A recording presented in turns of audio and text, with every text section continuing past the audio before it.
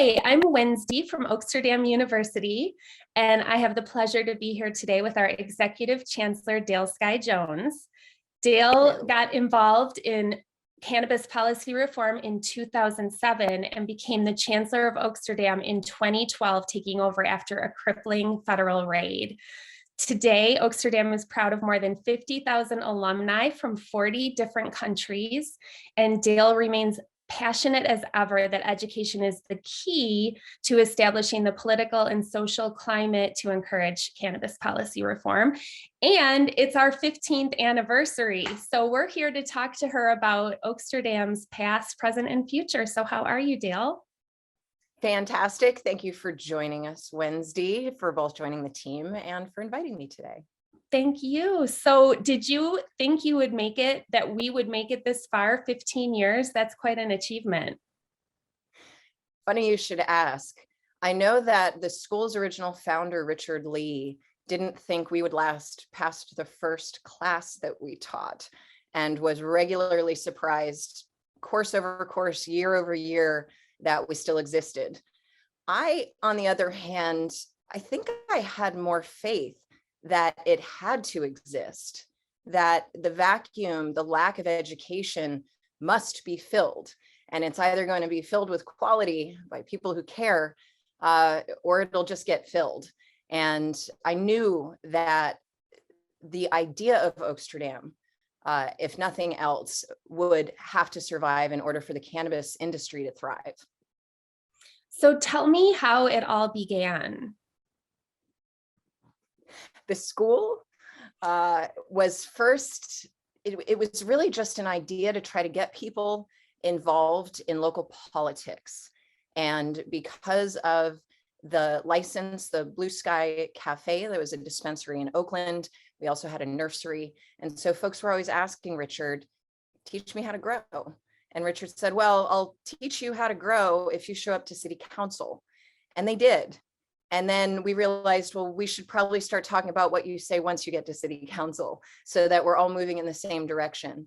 And very quickly, we realized that before we can teach you how to grow, which is also the equivalent of setting you up to fail with law enforcement, especially back in 2007 and 8, that we first had to teach you how to be a qualified patient, your rights and responsibilities, and importantly, the history of how we got here so that you could articulate your choice, so that you could advocate for your decisions, not just with city council, but with your mama, that we needed to start coming out and having these conversations. And so the first formalized class was put into a newspaper advertisement, kind of half as a, well, let's just see what happens. And people just started calling and then kept calling. We then decided to write the first curricula because the advertisement came before the class. We wanted to gauge interest first. And after that first class was held, people just kept calling. And we said, oh, well, it already happened. They said, we'll do it again. And then they just kept calling and we kept doing it again. And as people asked for more, we added more. And so much has changed since those original classes that we held back in 2007 in Oakland.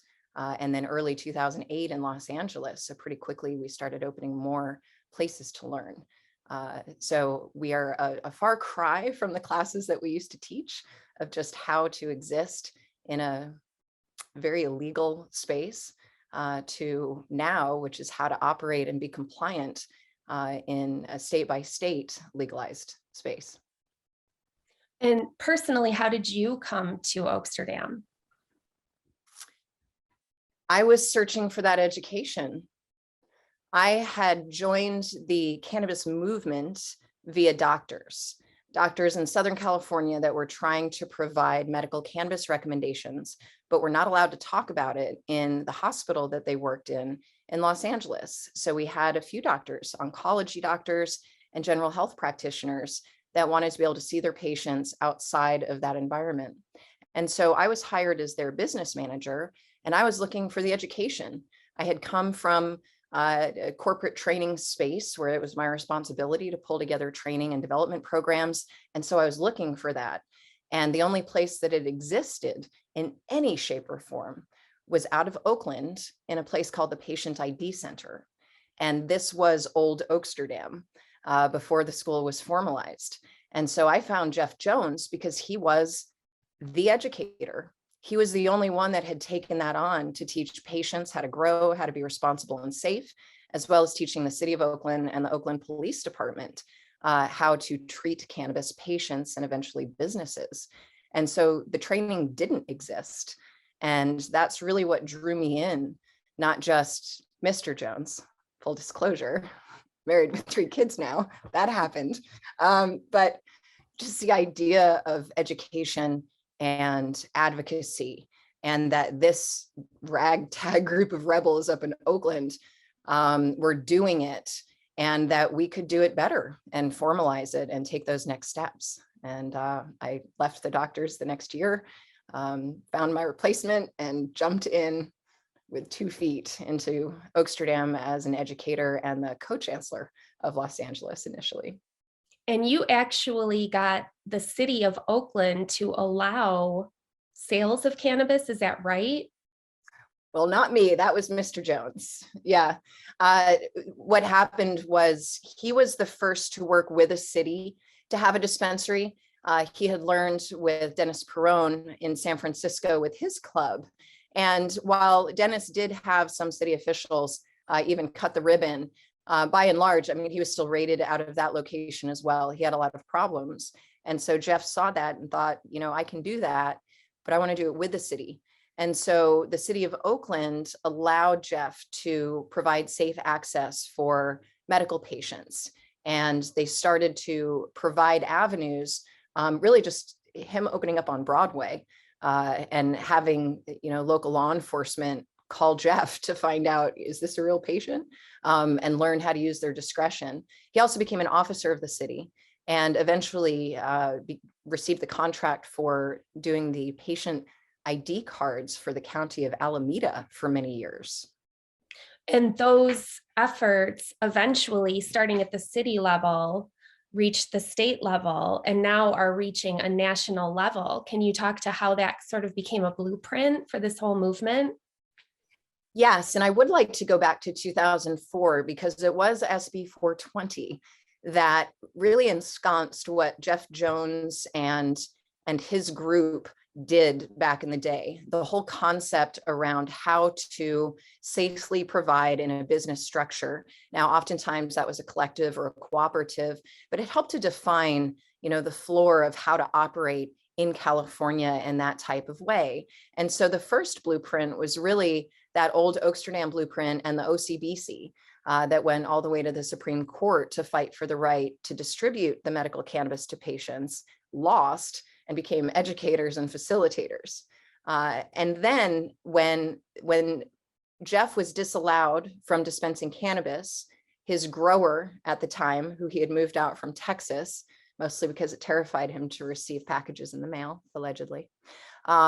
Richard had moved to Oakland and picked up the mantle, got permitted by the city of Oakland, and continued to operate that facility. And it was Richard who said, if we want to legalize, we're going to have to get political. And he had already gotten political on the local level, as I had mentioned before. And now it was time to take it to the state.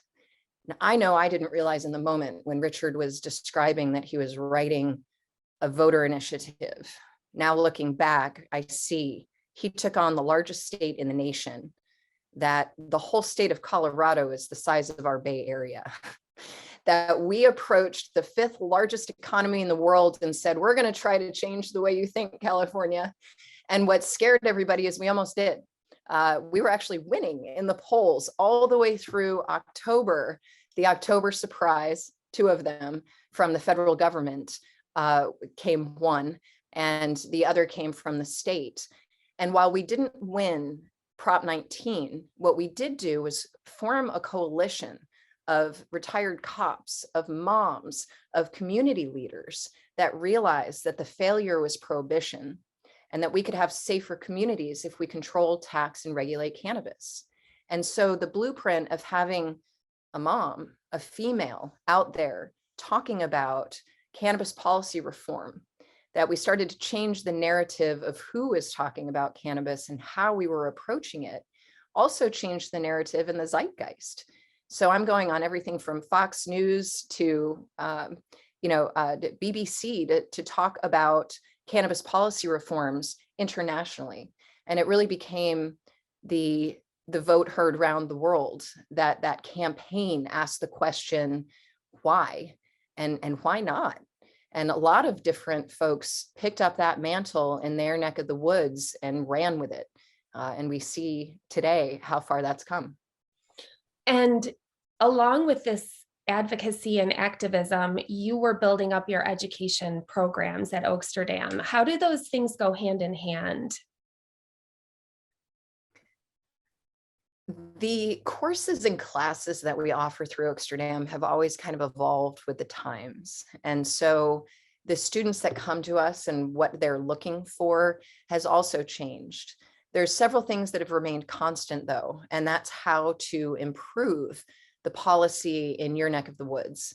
And so when we were starting to go into policy reform on a state level, we were also having classes like the economics of cannabis to be able to help people start articulating that the failure of prohibition is actually way more expensive, not just cost dollar, but the human element, that the school to prison pipeline can be replaced by preschool, that we can invest in the success of people rather than locking them up on the other side. And that the resources that we were wasting was everything from the attention of our law enforcement officers not being able to pay attention to violent crime and crimes against others because they were too busy chasing that green stuff in a little baggie that by itself didn't hurt anyone, but by its illegality created some of the most violent cartels and gangs that this world has ever seen. Just starting to change in people's minds that purveyors of cannabis could take out advertising instead of Uzis and submachine guns and weapons on the street corners, that we can buy books instead of guns if we just tax that. And we can also change who's selling it and whether or not they are IDing your children, because I promise you that dude behind the convenience store is not only not IDing your child, they're offering them things that you hope they never heard of before. And some of those things these days are deadly. And so there's a safer way to approach it, and having the science classes and the economics classes and bringing it back to there is new evidence, and the bottom line, whether or not you want to save the world, that there is a reason that all of us can agree on this one thing and how it will benefit you personally, your family, potentially, especially if someone becomes a patient. And that this is a basic tenet of America, and that this has been kind of anti-American for a really long time. And it's time to end the longest drug war of our time. And that takes education. It takes politics and history and policy understanding of how we got here. And it takes the science and economic understanding of how we carve our way out of it. And that is through advocacy.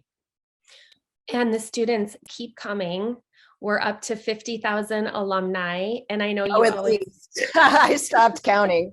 And also we teach you how to grow really good weed. Of course.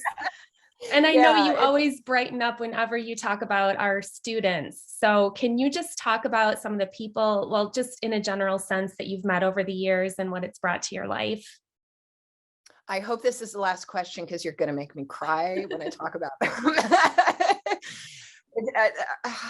Our students, our alumni, it's our beating heart. We, and I mean the big we, would not be this far without them, without you, without taking the knowledge and the passion and the caring and the compassion back to your friends, to your family, to your business partners, to see them at the end of every class we do, or not every class, but every course that is live. I talk with them and we do a gladiator speech to just go forth and conquer, and to do good when you do well. And that reinvesting in your community is not just a great thing to do, it will also improve your bottom line. But there are many different reasons why. Find yours and then share it with people. And the light that goes off in folks when it hits them that they can change the world. They can change their world. They can change the world for their family, for the patients that they help, for the people they never meet because of their advocacy, that they have that power.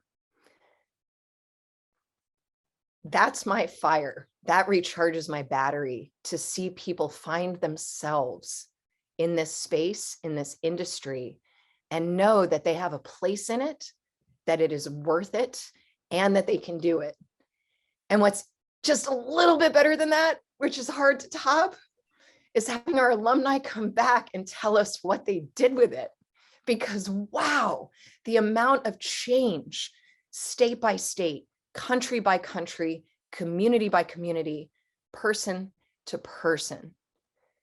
It's not what Oaksterdam does and is, it's what our people do with it and what we do out in that world. And that